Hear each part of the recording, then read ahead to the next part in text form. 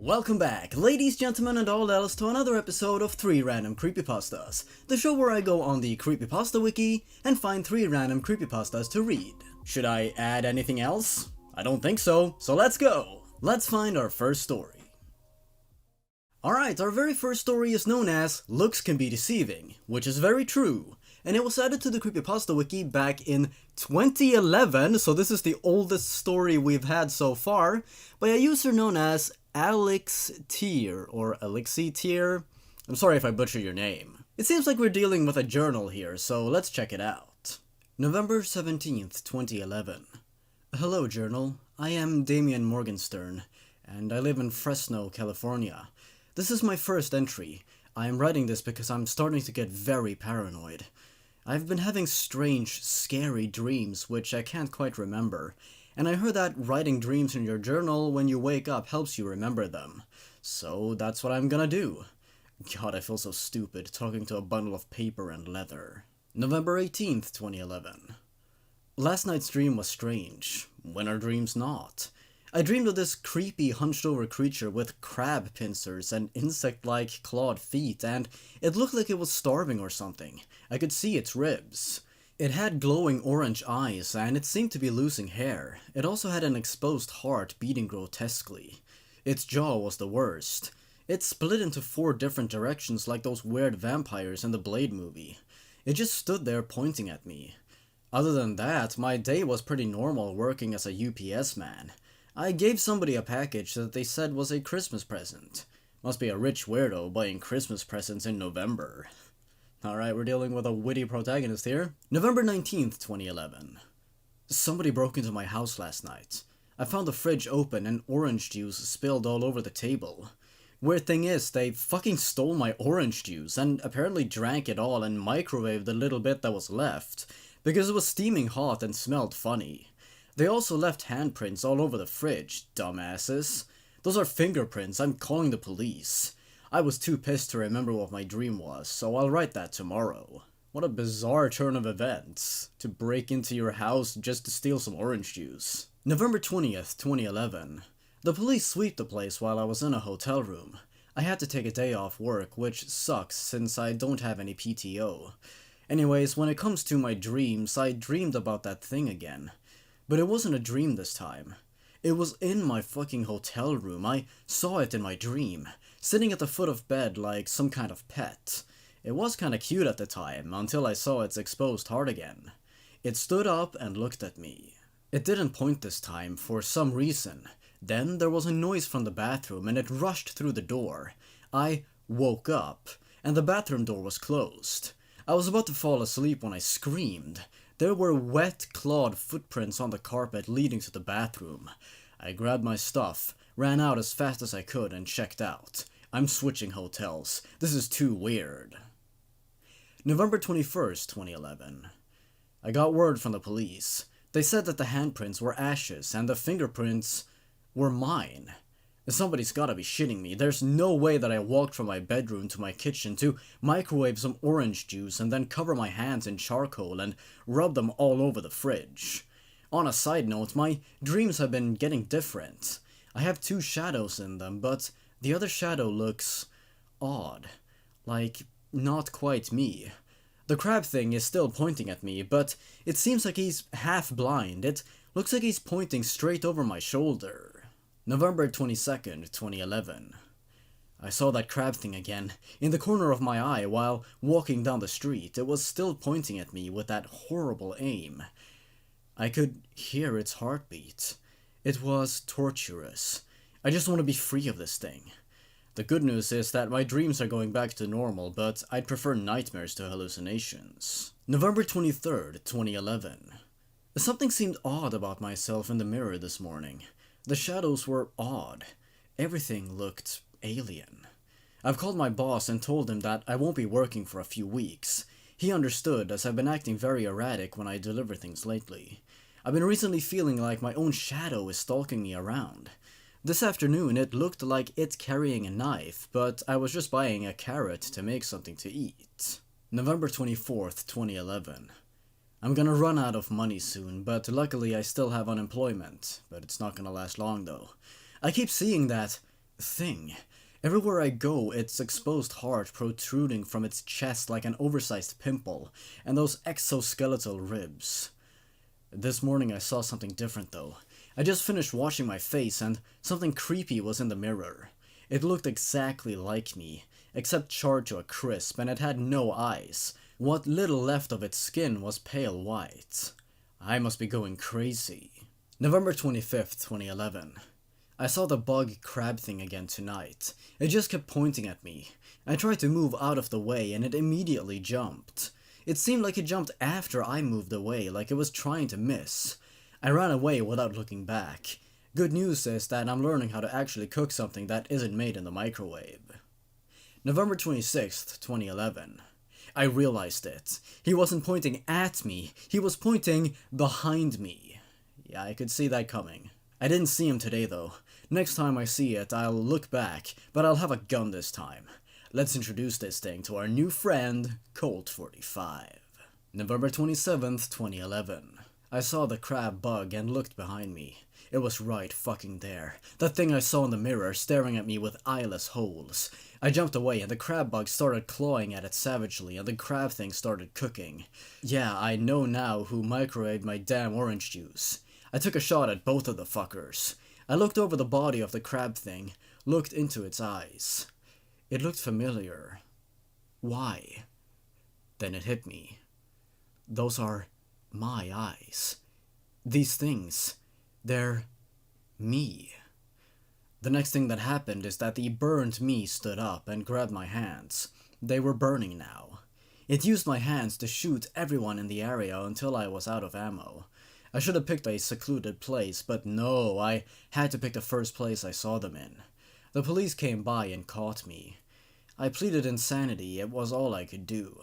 The official story is that my hands were burnt by a malfunction in the gun. They're gunpowder burns, the doctors say. But I'm not safe. Not anymore. The burnt thing is still alive, but I don't think the other guy is. The doctor read the patient's journal and frowned. This man was hopeless. As the doctor walked away, he thought he saw a gray, hunched creature with crab claws resembling the doctor himself in the corner of his eye, smiling at him. The doctor shrugged it off, as he'd been working late the past few nights, and the patient's diary had got him spooked. Alright, so has this weird crab creature passed on to the doctor now, or is the story implying that these crab creatures are, a part of every person? I lean more on the fact that it's been passed over to the doctor now.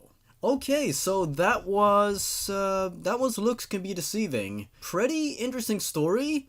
I will say I felt the writing at times was rather thin, and I would have liked more descriptions of what was happening and, the creatures themselves. I felt sometimes the explanations of what was happening or the descriptions of where the author was at and everything like that were a bit too brief, but in a way that could be excused, as this was more of a journal that the author was writing down to, at first to describe their dreams, but then, describe their life as it was unfolding. Don't get how the final journal entry makes sense, because, the story is meant to be from the perspective of a journal written by the main character, and then at the final, paragraph here just basically says is from the perspective of the doctor, which doesn't really make sense to me. I found the concept of this crab creature sort of being like friendly. I found it to be interesting, and the fact that it almost seemed to want to protect the main character from this other creature, but the main character couldn't see that, and so he attacked them both. At least that was the impression that I got from the story.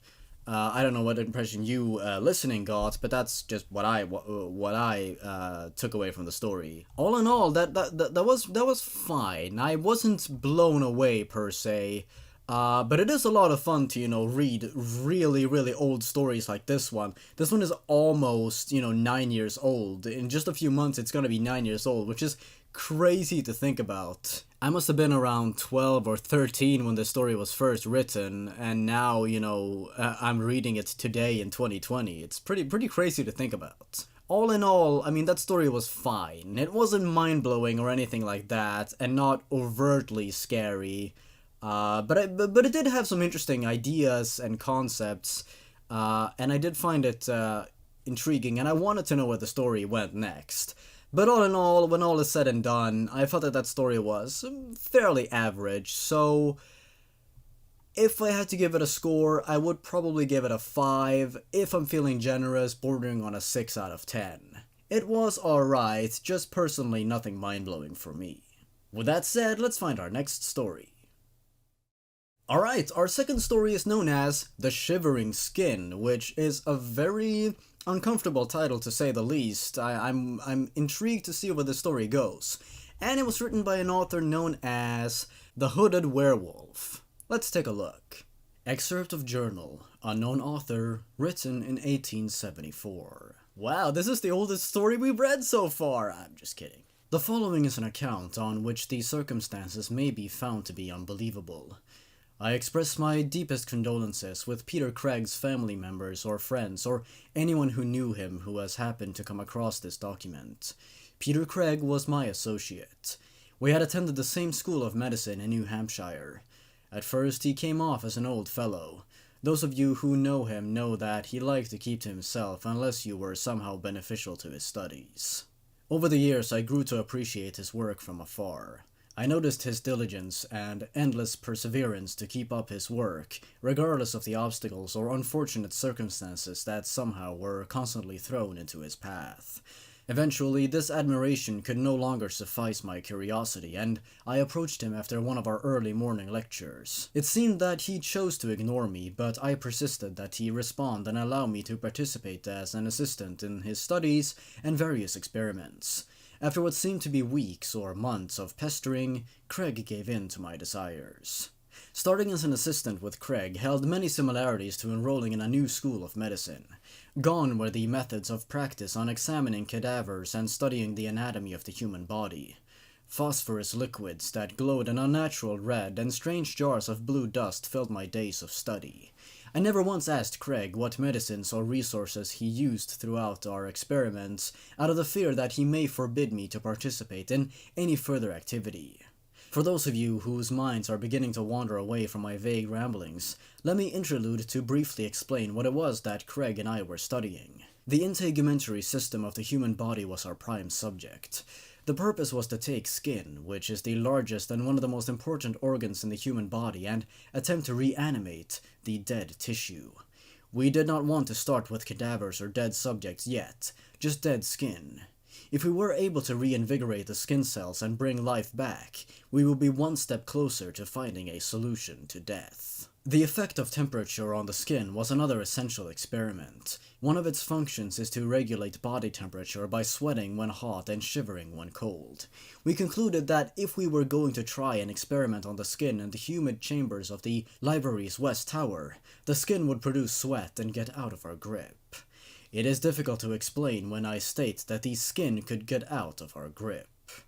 Craig believed, and I should have agreed with him, that the skin could become sentient. He hadn't the faintest idea of the effects of his formula on human skin, so he took every precaution. Due to the skin's tendency to produce sweat to cool down in hot temperatures, we decided it would be safer to experiment in the archives located in the library basement. We took to action at once. Craig sent me on a supply run throughout the school. I became drowsy due to sleep loss from the constant raiding of university classrooms night after night. Eventually, I hoarded enough supplies to carry out the experiment. I met Craig in the bowels of the library at 2 in the morning. All of the lights had been blown out, so I had to carry my own lantern. As I stepped deeper and deeper into the blackness, I felt an urge of excitement. The excitement could not be exactly attributed to one emotion or the other. I felt inspired, I felt nervous, I felt frightened.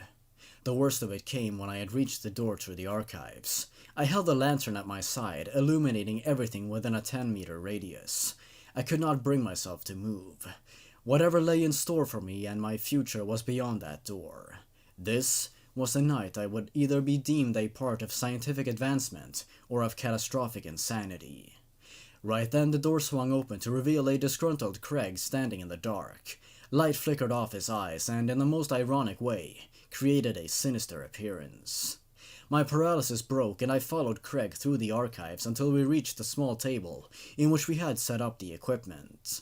A small wooden table, roughly 6 feet long and 2 feet wide, lay next to his collection of liquids and powders. On the table lay a cadaver. I noticed a minuscule patch of skin had been removed, just above the elbow. Damn, I'm really intrigued with where the story is going so far. I feel the writing is really strong. The skin in which Craig had cut out the body sat on a stool. Nails were driven into each corner of the square to keep it on the wooden surface. A small candle sat nearby and I placed my lantern next to it. The combined light from both sources created just enough luminescence for Craig to work, but not for me. Craig told me to stand by and watch. He handed me the journal in which I am writing this document and to record my observations. I watched as Craig took a razor and very carefully removed the hair from the skin. Any remaining hair was plucked out with a pair of tweezers. The purpose of this action was to remove any particles which clung to the hair resting on the flesh's surface. This hair caught these particles and protected the skin, but once there was no hair, the skin was vulnerable. Craig set down the tweezers and picked up a small syringe. He stuck it into one of his many vials of colored liquid and filled it to roughly halfway. The receptors on my skin altered my body of the temperature and I shivered. It was cold in the archives and my hair stood up on end. It did not stand on end from the temperature, however, but the sight before me. Craig slowly stuck the syringe in the skin and just gave a small dosage of his formula. Nothing occurred. A sweat dripped from Craig's brow, despite how cold it was. A single drop landed on the patch of skin. Suddenly, it began to convulse. The outside of the skin bubbled and the sweat glands released what little sweat was left in the skin. The sebaceous glands that produce oil released what little oil was left. It all came out at once and made a thin liquid membrane on top of the skin. Then, it stopped. Craig began to furiously whisper in great frustration. I asked him what had happened, if the skin had been alive. Craig explained that the skin had been alive, yet it believed that a harmful chemical or bacteria was trying to enter the body. It was of a kind the skin had not dealt with before, so it released everything it had to fight it off. Craig began to shuffle. The main issue in the first trial was that there was not enough skin for cell life to last long enough. Without hesitation, Craig filled up the syringe completely. He spun around and bent over the cadaver. I could not see what he was doing until he moved around to the other side of the cadaver. He was injecting the formula in various points throughout the corpse. I meant to speak up, but my cowardice and natural hesitation got the better of me. I could only look on in horror. No precautions had been made, not a single restraint lay on the corpse. We did not know how a large section of skin would react from such a large dosage. The body began to convulse. Craig stepped back. I peered closer. It was not the body that convulsed with such violence, but the skin. A horrifying, ripping sound began to slowly fill the room. The skin was tearing itself from the cadaver. Craig could not move. I only saw the back of his head and his frozen body. A loud humming filled the room. It buzzed and rang in my ears. I felt my bones shake. The more it continued, the lower it got. I realized it was not humming, but the skin moaning. The skin continued to moan until it completely tore itself from the body. It flopped up and fell to the floor, continuing to flail helplessly. Craig slowly bent down and reached out to pick it back up. The skin latched onto his arm. Craig screamed. I could not move. The skin slowly crawled up his body and began to take his form. His screaming became more and more frenzied. I could not stand the sight or sounds before me. I quickly picked up my lantern that lay next to the work table and threw it at Craig. He stepped towards me, limbs flailing, engulfed in flames. The screaming became a high-pitched howl. The thing that was Craig stepped back and knocked over a crate of old documents. The crate went up in flames, and so did the shelf that held it. The banshee-like wail refused to cease, and something gave in. My instinct of excitement and survival told me to run. I had no light by which to guide me, but I ran. I felt myself exit the archives as the warm air from the corridor blew into my face. I fumbled through the dark, hearing cries of hate and pain not too far behind me. I arrived at the stairs to the main level of the library. Quickly I ascended. I could not waste a single second. Once I reached the top of the stairs, I realized I could not let this creature, this abomination, reach the outside world. Despite how I had set it afire, it still came.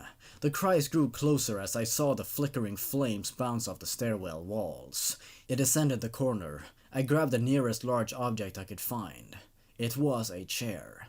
I lifted the chair above my head and aimed for the monstrosity. For a brief moment, I made eye contact with the creature. I hoped to see a troubled Craig begging for mercy, but all I saw was disgust and a fierce hatred. I threw the chair at the beast, and it fell backwards down the stairs. The flames from the archives caused a section of the library not too far from me to collapse. The building's destruction was now inevitable. I ran out the doors and into the university courtyard. The flaming building lay behind me, my scientific ambition lay behind me. I swore to write this down, despite how illogical and fearsome it may seem. I swore to document what happened. I planned to take off running into the night. I set a new goal to run from science and the horrors of whatever that flesh became. The more I live on the road, though, the hungrier I get. I stare at my frail, dirty hands and think back to the mess they took part in. I think to how the skin rebelled and fought for its life. It became a new creature of unspeakable terror. I think to how my hands have skin on them as well. My entire body is covered in skin. My entire body is covered in horror. Oh,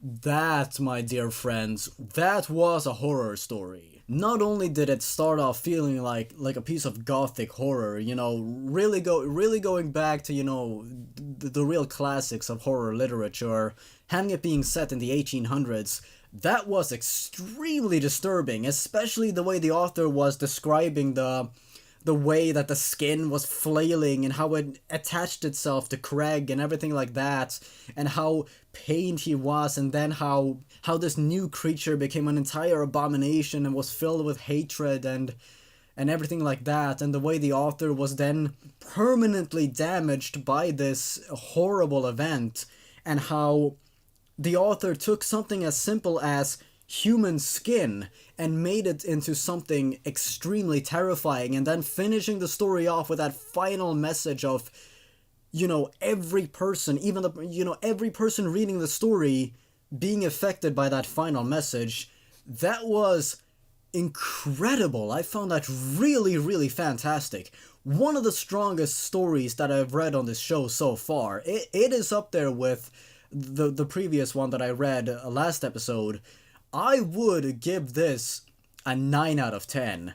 I really enjoyed that. Not only was I eager to know where the story went next, I was intrigued to see where this experiment went.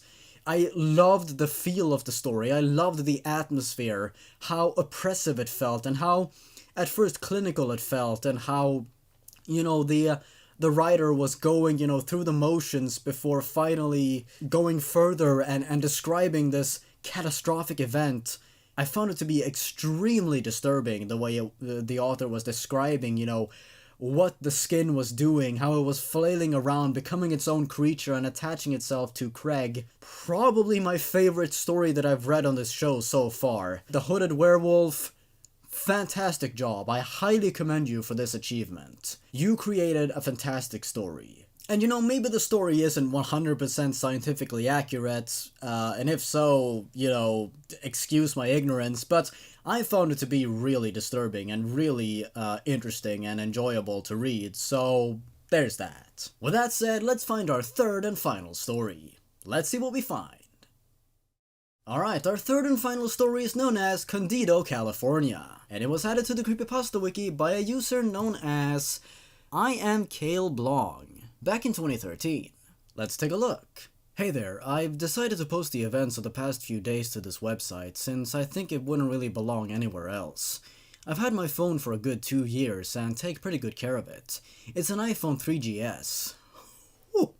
3GS, that brings me back. And besides a few scratches, it's still in great condition. Because of this, I've had the same phone number for these 2 years. Have you ever really thought about how often you give out your phone number? Probably not. It's okay, neither did I until recently. But when you look at it, your personal number is given out anytime you share it with a friend, fill out a job application, fill an online form that needs it, and probably anything having to do with a credit or debit card. Your phone number really isn't that hard to get. That kinda worries me, mainly because I don't like the idea of my personal information being that readily available, but it is, and yours is too. I'm in a military family and will be moving out to live on my own soon. Because of the military part, we move a lot, and just about 4 months ago this planted us in Texas. On the second month here, I was waiting for a job interview at a local store when I got a call from a number I didn't personally recognize. What caught me even more was that the number was calling from Escondido, California, a place I've never even been to, let alone heard of. I answered the phone expecting some telemarketer or something, but nobody spoke when I said hello. There wasn't any noise or anything. I know it wasn't a prank because there wasn't even a cliche heavy breathing into the receiver. I could kind of hear something muffled, but couldn't make it out. After about 10 seconds of waiting for a reply, I comically said, "Hey buddy, I think you pocket dialed me," and hung up. A side note, I didn't get the job. Fast forward to October. The week of Halloween I managed to find a job and had completely forgotten the random call from Escondido. Turns out Halloween week is the busiest week for most pizza places in the area, and I had planted a job in the most popular pizzeria in town. So that Monday after school I drove straight to the place and worked until dark. That night after my shift at about 10 p.m. I was on my computer browsing my favorite funny picture website, Funny Junk Veteran. Oh, Funny Junk, dude. Oh my god, this story brings me back. Man, this story is a product of its time. When I got a call from the number again, Escondido, California. I let it ring for a bit, seeing if they would quit trying, but eventually curiosity got me and I found myself answering. Once again, my hello was met with silence. All that I could hear were strongly muffled noises that I couldn't place. So I hung up and assumed that maybe they had my number in their call history from the last call, and they accidentally managed to select it to their pocket dialing. 2 days later, I was working a bit later. The pizzeria closed at 11 and it was 9:30. Normally by then, the only people ordering pizzas are high or just off work and usually come in. At about 9:40, the pizza ordering line started ringing. The only people on staff were me and one other coworker, so after a quick argument it was decided that I would take this call and that he would clean the dough rollers to make us even. I went to the phone and felt a bit of a chill. The caller ID read Escondido, California. This was the first time I had really been worried about the number. They had managed somehow to find out where I work and got the number too. So I answered hesitantly, greeting them with a normal, "Hello, this is pizza place name. What would you like to order?" Once again I was met with muffled silence. Only this time about 5 seconds in, I made out the sound of a car door shutting. Then they hung up. I was kinda worried that they knew where I worked and took the time to even get the number, so I called my manager and asked him if I could come home early. He obliged. I hung up my apron, left through the back door, employees are expected to park out back, and got in my car. I drive a basic SUV with the whole foldable back seats to create more space. Well, the first thing I noticed when I got into my car was that one of the back seats were folded. I quickly looked around the car, but that's all that was changed. I immediately remembered the sound of a car door shutting in the call only 15 minutes earlier and started to really freak out. Whoever was calling me had been in my car. I drove home as fast as I could and tried to tell my parents, but they were convinced that a coworker was playing a Halloween prank on me. It would have been a pretty elaborate Halloween prank to say the least. The next day, I didn't receive any calls from the number and nothing weird happened. It was a normal day. I was partly relieved, but also highly confused. I finally decided to do what should have been obvious. I called the number back. I pulled it up in my call history and pressed the call button. It didn't ring or anything, and almost instantly I heard a woman's voice chime in. "We could not complete your call. Please try again." I tried again, only to receive the same message. I put my phone away and was about to head to bed when my phone started ringing again. Escondido, California. I answered it and immediately said, "This is a pretty good prank, but really, could you please stop?" There was just silence. The same muffled sounds that I couldn't really place, just like the first call. There was one sound that took me a second to recognize. The muffled sound of a sprinkler. I looked out my window and saw that my mom had decided to leave the sprinkler on for the night in the backyard. I wanted to believe it was coincidence, but the rhythm of the sprinkler sounds were in sync. Whoever was on the other end of the line was in my backyard. I hung up and called the police. 2 officers showed up and looked around the backyard, but said that nothing was there and that if the problem persisted to call them back. So my family locked down the house for the night and I tried to sleep with very little luck. Nothing happened after that. The week went fine, even Halloween. On Saturday, my stepfather asked me to clean out the shed and tidy up the backyard before heading to work. I went out and grabbed all of my little brother's toys and carried them off to the shed. When I opened it, I was confused to see a sleeping bag set up in the middle of it, with 2 empty water bottles next to it. Someone had been living in my shed for at least a day, and I knew it was whoever had been stalking me, so I devised a plan to make sure it was them. I took my dad's pager that evening and his backup one and set it up so that whenever I wanted I could page one with the other, which would result in an ungodly beeping sound. I hid one in the shed and locked up the house to go to bed. At 3 a.m. I woke up to my phone ringing. Escondido, California. I quickly grabbed the pager and answered the phone. I answered with a shaky hello, and hesitated to press the pager's call button. I almost didn't want to know if they were in my shed. I didn't want that to be a reality, but I pressed it anyways. I heard 2 screeching beeps from the other line and they cut the call in an instant.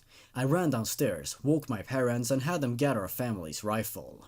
We all went outside and crossed the yard to the shed. We opened the door with the rifle aimed in. I was drenched in a fearful sweat and really terrified.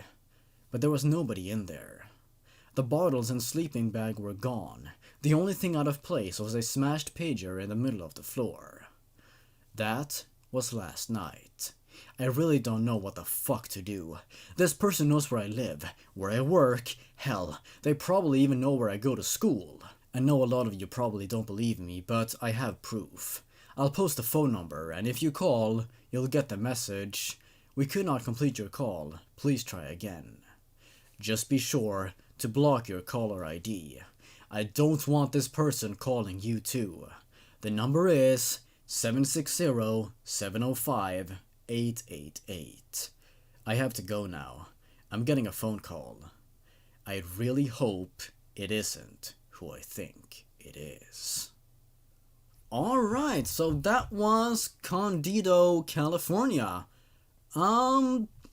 Interesting little story. Quite the simple premise, you know, getting a phone call from someone you don't know, and then this stalker starts following you and getting closer and closer to you, and trying to outsmart you and everything like that. Kind of a scary thing to think about, definitely, with them sleeping over in your I think it was their shed or whatever. Quite the uncomfortable thing to think about, you know, stalkers, they're disturbing people. Other than that, the writing was alright, and I felt that the concept was stretched out just enough so that the story did basically enough of what it could with this premise. I did enjoy some of the descriptive storytelling that the author engaged in, but for the most part I found the story to be quite alright. So it is, in my opinion, a 6 out of 10 story.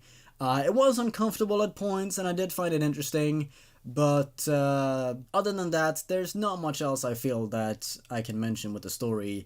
It was alright, written fairly well, so overall, a 6 out of 10 story. Reading it through a second time, I'd probably knock it down to a 5 out of 10. The flaws became a little more apparent on a second read-through. The story is basically average in my opinion, even if there was stuff that I did enjoy.